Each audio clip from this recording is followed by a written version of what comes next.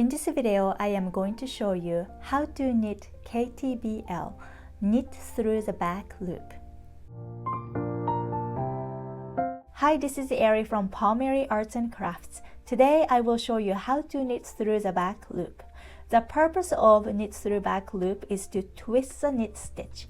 So when we look into the regular knit stitch, the base of the stitch is open and have this nice arch. But when we knit through the back of the loop, this stitch gets twisted and the base of stitch become really tight.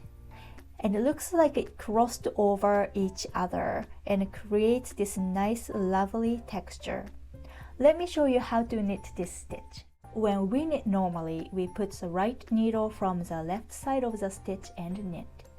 To knit through the back loop, we are going to insert the right needle from the right side of the stitch towards the back.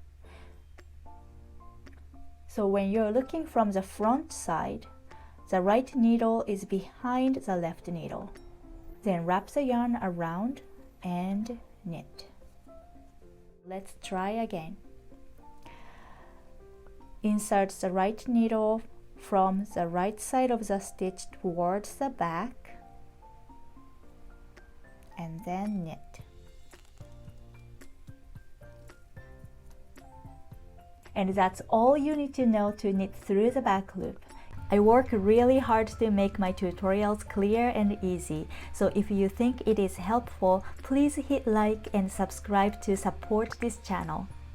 I have a separate video of how to purl through the back loop. You can check out the next video. Thank you for watching. Happy knitting!